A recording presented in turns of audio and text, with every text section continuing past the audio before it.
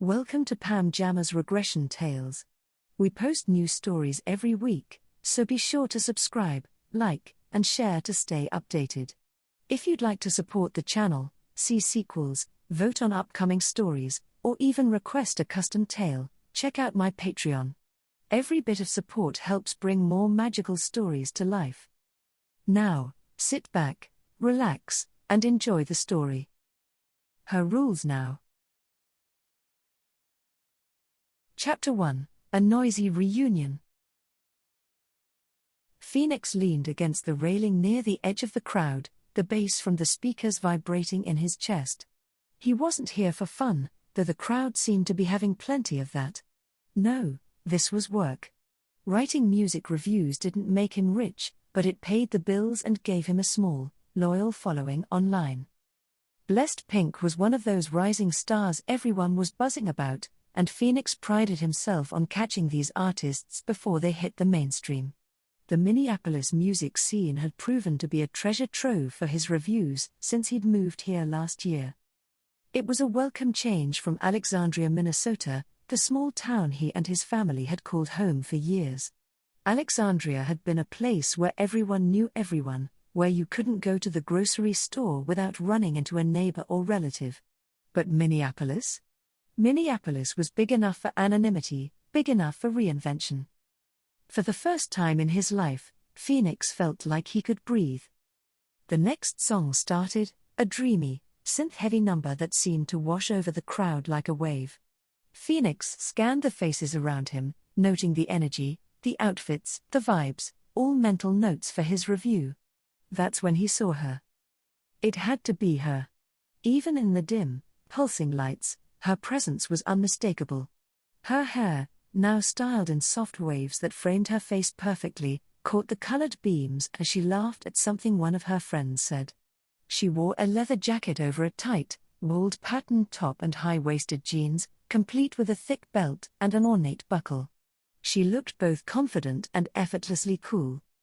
Phoenix's breath caught in his throat. She wasn't alone. Morgan was surrounded by a group of friends, women, all of them stunningly gorgeous, each dressed like they'd stepped out of a fashion editorial. They moved together effortlessly, like they owned the room, and Morgan was at the center, her confidence radiating outward. Phoenix felt like he'd been hit by a truck. He hadn't seen her in over a decade, but in that moment, it was like he was 17 again, fumbling over his words, unsure of where he stood in her world. The past rushed back in waves. In high school, Morgan had been everything to him. She wasn't just his girlfriend, she was his anchor, his cheerleader, and, in some ways, his guiding light. She believed in him more than he believed in himself, always pushing him to do better, to be more. "I think we're meant to be," she'd said once, sitting beside him on the bleachers after school. She'd rested her head on his shoulder, her voice soft but certain. "I can see it, Phoenix. Us, married someday. I know we're young, but I feel it." At the time, her words had filled him with warmth and fear. While Morgan was planning a future with him, his friends were chipping away at his confidence in the relationship. "She's way too bossy, man," they'd say, laughing and tossing fries at each other during lunch. Like, "Are you her boyfriend or her little pet? You're supposed to be the one in charge." The pressure had built slowly, subtly, until Phoenix started to see her ambition and encouragement not as love, but as control. The night he broke up with her, she'd looked at him with disbelief, tears threatening to spill. "Are you serious?" she'd asked, her voice breaking. "Because I care about you. Because I want more for you. That's why you're ending this?" He couldn't even look her in the eye. "Phoenix." Her voice cut through the music, sharp and clear despite the noise. He blinked, realizing she was looking right at him. Her friends were still chatting, barely noticing her shift in attention. "Morgan," he managed, his voice cracking. Her expression shifted, surprise turning into recognition, and then into something else, warmth, maybe? It was hard to tell in the flashing lights. She stepped closer, raising her voice to be heard. "What are you doing here?" Phoenix gestured awkwardly at the stage. Work. I'm a music reviewer now. You? Morgan grinned, gesturing back at her group of friends. Just here with the girls. Big blessed pink fan.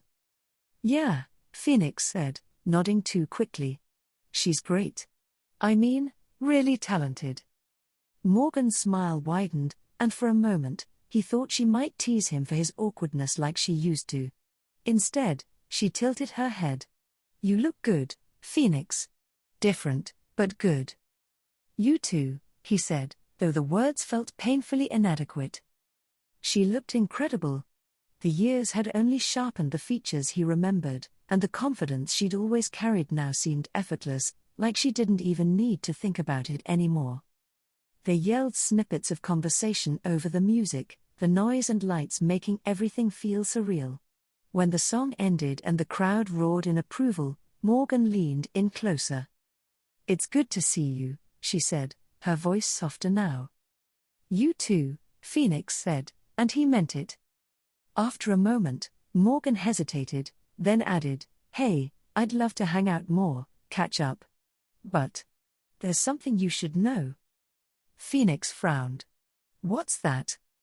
I've only been dating people who present female, she said, her tone casual but firm. Phoenix blinked, trying to process her words. Oh.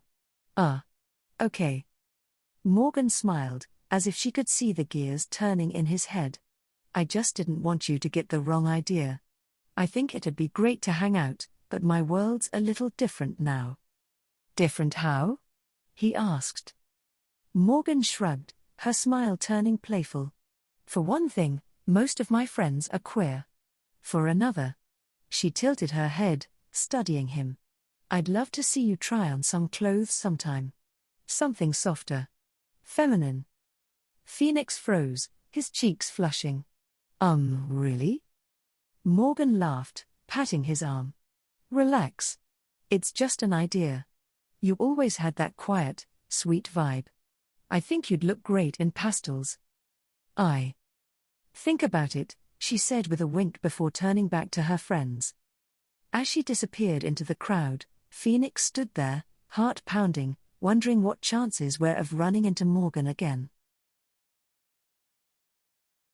Chapter 2, Just Us Girls. Phoenix could feel his heart pounding the moment Morgan opened the door. She greeted him with her usual confidence, her hair falling in effortless waves and her outfit exuding cool nonchalance, a snug concert t-shirt tucked into high-waisted jeans, accentuated by a thick belt with a silver buckle. Her androgynous flair only heightened her beauty, and the faint floral spicy scent she wore made Phoenix's head spin. Hey, you made it, she said, stepping aside to let him in. Her smile was warm, but her eyes carried that same teasing spark he remembered from high school.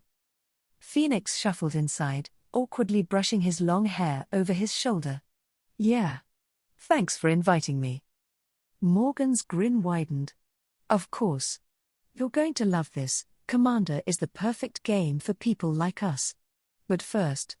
She gestured toward the living room, where a soft floral dress draped over the back of a chair and an assortment of makeup and hair products were laid out on the coffee table. Right, Phoenix muttered, already regretting agreeing to this. Morgan handed him the dress, a light, airy piece covered in pink and lavender flowers. Here, try this on. It's perfect for you. Phoenix hesitated, staring at the fabric as if it was some kind of trap. You're serious? Morgan smirked, crossing her arms. Very. You'll fit in better with my friends, and trust me, you'll look amazing. Just give it a shot. Her confidence was infectious, but Phoenix still felt a wave of discomfort. This is humiliating, he muttered. Morgan sighed, her voice softening but not losing its edge. Why does it bother you so much? If I wore a suit, would you think I was less of a woman? No, Phoenix admitted. Then why does it feel like a step down for you to wear a dress? She pressed. Think about it. Phoenix didn't have a good answer for that, so he grabbed the dress and headed to the bathroom. When he stepped out a few minutes later, Morgan's eyes lit up. See? I told you. Phoenix tugged at the hem of the dress, feeling more exposed than ever. This is so weird. I look ridiculous. Morgan rolled her eyes, motioning for him to sit down.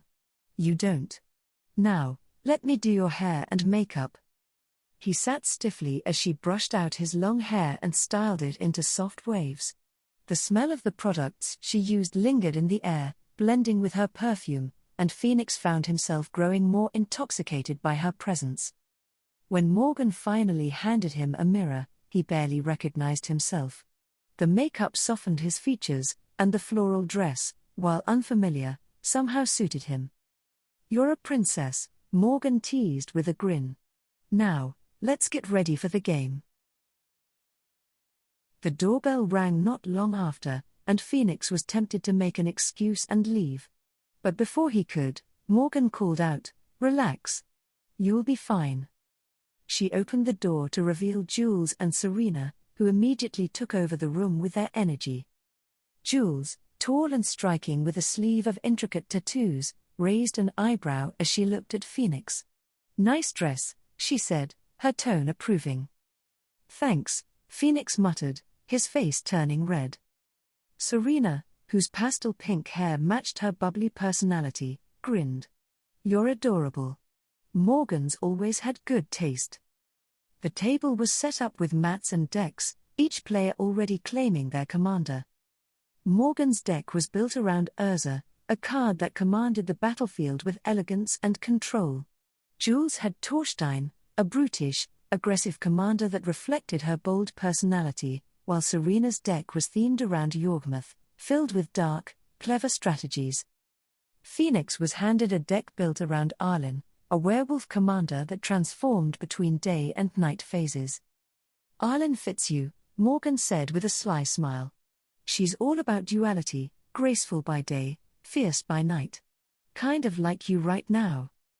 Phoenix sighed, shuffling the deck as Jules and Serena began explaining the game mechanics. "Okay," Serena said slowly, pointing at the board. "Now, sweetie, you see that little symbol? That means you can cast this spell if you have enough mana." Phoenix frowned. "I know what mana is." Jules smirked. "Oh, don't worry your pretty little head. We'll walk you through it." As the game progressed, Jules and Serena avoided targeting Phoenix outright, explaining their strategies as they went. Morgan watched, amused, occasionally chiming in. "Okay, Phoenix," Morgan said at one point, her voice dripping with mock seriousness. "You could attack me. But you might want to focus on Jules instead. Just a suggestion." Phoenix glanced at Jules growing bored and nodded. "Right. Got it. Good girl," Serena said with a playful grin. The girl's guidance allowed Phoenix to hang on until the late game, surprising himself with how well he managed.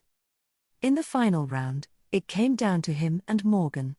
Phoenix stared at his transformed Arlen, debating his options. "Go for it," Morgan said, her eyes narrowing with playful competitiveness. "Show me what you've got." Phoenix took his best shot, sending Arlen into the fray with her werewolf pack at full strength. But Morgan, ever the tactician, countered with a well-timed spell, solidifying her victory. "Nice try, princess," she said, leaning back with a satisfied grin.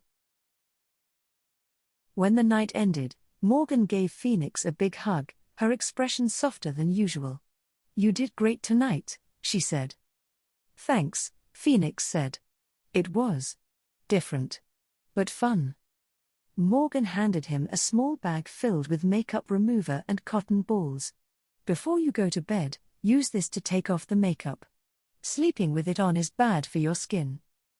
"Got it," he said, taking the bag. "And keep the dress," she added. Phoenix blinked. "What?" Morgan smirked. "If we're going to hang out again, you'll need it. Trust me. I also want you to leave it on until you get home." Phoenix left her house feeling more conflicted than ever. The scent of her perfume still lingered on his skin, and as he drove home in the floral dress, he couldn't stop thinking about how intoxicating she was. Maybe I really did mess up back in high school, he thought. Chapter 3, Wrapped Up. Phoenix stood outside the club, the floral dress swishing lightly against his knees as a cool breeze swept by. He clutched his notebook in one hand, checking the time on his phone with the other. He was early, as usual. The venue was a smaller, grungy place tucked into a side street, its brick walls painted with peeling murals of past performers. A bright neon sign buzzed above the entrance, glowing "Live Tonight, Betty and the Bottoms." "Hey, princess." Phoenix turned to see Morgan approaching, her friends trailing behind her. Tonight, she'd gone for a bold look, a leather jacket over a torn band tee, ripped jeans, and combat boots. The outfit was all edge, and yet, paired with her signature smirk, it only made her more intoxicating. "Hey," he said, his cheeks already flushing. "Looking good," she said, running her eyes over him. Her voice dipped into a teasing lilt as she added, "I knew the dress would work." Phoenix mumbled a thanks as her friends gathered around, chatting animatedly.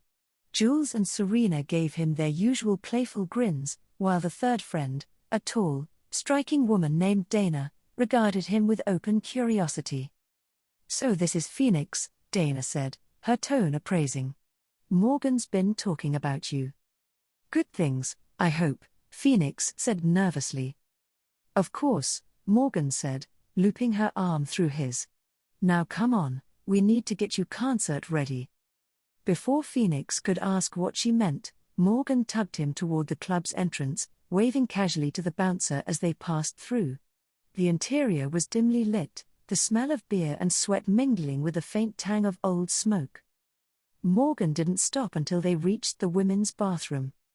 "Wait, what?" Phoenix stammered, his eyes darting to the sign on the door. Morgan pulled him inside with a roll of her eyes. "Relax. It's a queer club. No one cares."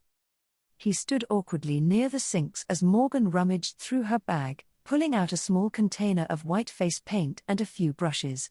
"Hold still," she said, tilting his chin up with gentle fingers. "You're putting makeup on me here?" he asked, his voice a mixture of mortification and disbelief. "Yup," Morgan said, dabbing the paint onto his cheeks. "You'll fit right in." Despite his embarrassment, Phoenix stayed still, letting her work.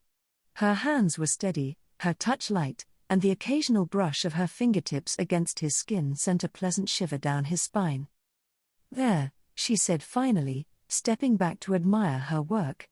"You look perfect." Phoenix glanced in the mirror, surprised at the transformation. The white makeup gave him an ethereal, almost ghostly quality that somehow worked with the floral dress. "I don't even know what to say," he muttered. "Say thank you," Morgan said, smirking as she grabbed his hand and led him out of the bathroom. The club had filled up by the time Betty and the Bottoms took the stage. The lead singer, Betty, was a whirlwind of energy, her platinum blonde hair flying as she shouted into the mic. Behind her, the male instrumentalists thrashed through the opening chords, setting the crowd on fire. Phoenix tried to focus on taking notes, but Morgan kept pulling his attention away. She stood close to him, her arm brushing against his, her smile infectious as she danced to the beat. At one point, she grabbed his hands, pulling him into the rhythm with her. "Loosen up," she shouted over the music, laughing. Phoenix couldn't help but laugh with her, letting himself get swept up in the moment. Her warmth, her energy, her scent, all of it made his head spin in the best way. Her friends, too, seemed to warm up to him. Jules leaned in during a quieter moment, saying, "You're holding your own, princess. I'm impressed." "Very pretty," Serena added with a wink. Even Dana, who'd been more reserved earlier, offered a nod of approval. "You're all right," she said simply. By the end of the set, Phoenix felt a sense of belonging he hadn't experienced in years. At Morgan's apartment, they kissed for the first time, and though Phoenix wanted more, Morgan stopped him gently. "I like you, Phoenix," she said softly. "But I'm not comfortable going further." Not like this. Phoenix blinked, confused. Not like what? Morgan hesitated, then said, Your maleness, it's hard for me.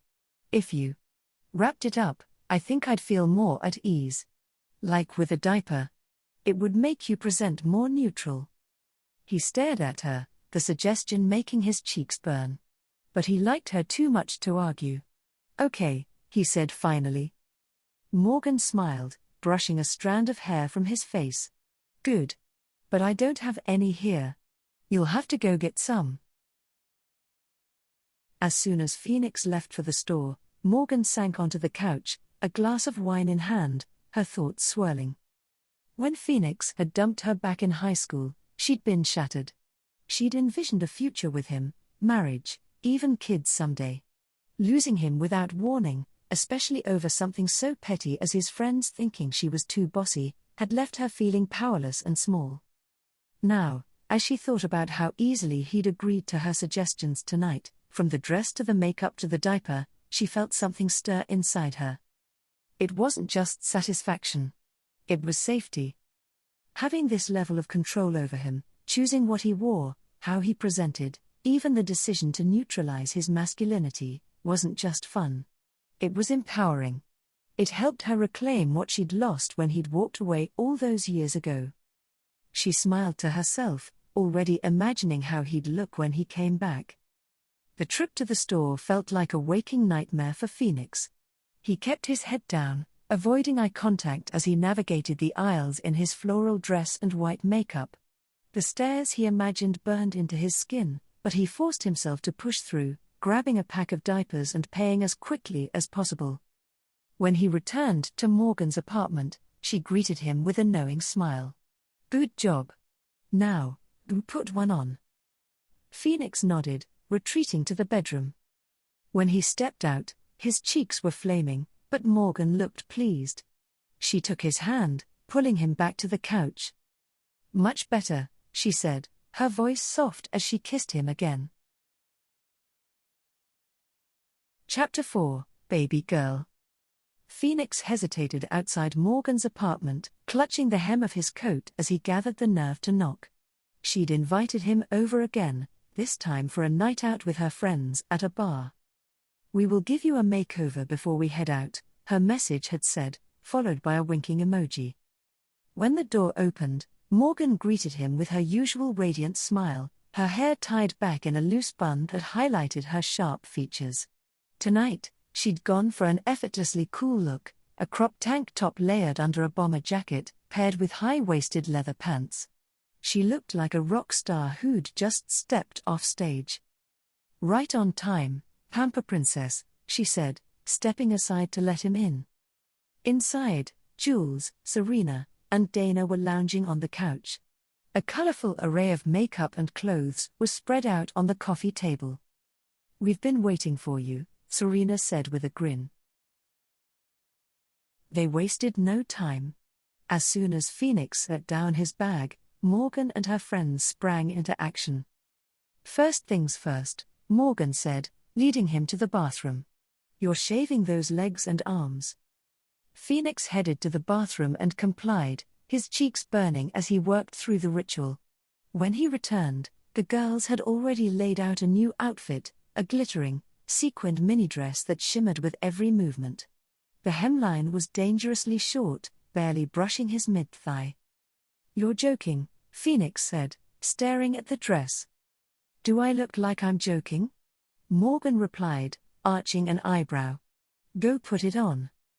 When he emerged, the dress clung to him like a second skin.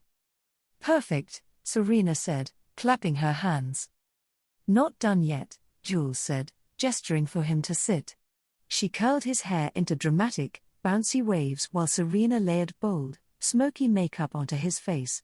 Morgan added the finishing touches, including shimmering eyeshadow and a deep red lipstick. Time for the pièce de résistance, Morgan said, holding up a diaper. You know the drill. Phoenix's face turned crimson as he took it from her. I don't know if I can do this, he muttered. You can, Morgan said firmly. And you will. Go on. When he returned, diaper in place under the mini dress, Morgan gave him an approving nod. "You look amazing. Just be careful, you bend over too far, and everyone's going to see." The bar was already packed when they arrived, the air buzzing with excitement. On stage, the Japanese clown core band Jizz was setting up, their outfits a chaotic mix of oversized polka-dotted suits, colorful wigs, and face paint. Phoenix followed Morgan and her friends to a table near the stage, acutely aware of the shortness of his dress with every step. Morgan kept him close, her arm draped casually around his waist. "You're staying with me tonight," she said, her tone making it clear he was hers. When the band started playing, the room erupted into chaos. The heavy metal riffs and distorted screams mixed with pounding drums and sporadic bursts of noise that sounded like industrial machinery. The crowd loved it, throwing themselves into the music with wild abandon. Morgan, as always, seemed perfectly at ease, swaying to the rhythm as if she'd heard nothing more natural in her life. "You're enjoying this?" Phoenix shouted over the din. "Of course," Morgan shouted back, grinning. "It's incredible." Her friends joined in, laughing and pulling Phoenix into their excitement. At one point, Serena leaned in, her voice teasing. "How's the diaper holding up, Pamper Princess?" Phoenix's face burned as she laughed, drawing Jules and Dana's attention. "Pamper Princess, huh?" Dana said, smirking. "That's fitting." Even Morgan joined in, calling him Pamper Princess loud enough for people at the next table to hear. When the band finished their set, the group lingered at the bar, chatting and sipping drinks. Phoenix had grown more comfortable as the night wore on, even enjoying the affectionate teasing from Morgan's friends. Morgan kept him close the entire time, her hand resting possessively on his waist or his arm. At one point, she leaned in and whispered, "You're perfect tonight. Don't forget that." Phoenix felt a warmth spread through him at her words. Back at Morgan's apartment, the energy of the night still hung between them. Her friends had gone their separate ways, leaving the two of them alone once more. Morgan poured them each a glass of wine and sat beside him on the couch, pulling him into her arms. They talked quietly, the conversation drifting into comfortable silence until Morgan leaned in to kiss him. As the night deepened, their connection felt undeniable, a blend of affection, control, and trust that neither could deny. Thanks so much for watching today. We hope you enjoyed this week's story and found it relatable, enjoyable, or just a little comforting. Remember, we post new videos every week, so if you haven't already, make sure to hit that subscribe button and turn on notifications so you never miss an update. If you found this helpful or know someone who might, don't forget to like the video and share it with your community. Your support means everything and helps us keep creating content just for you. And if you'd like to see sequels, vote on upcoming stories, or even get a custom tale made just for you, check out our Patreon. Every bit of support keeps the magic alive. Until next time, take care and stay true to yourself.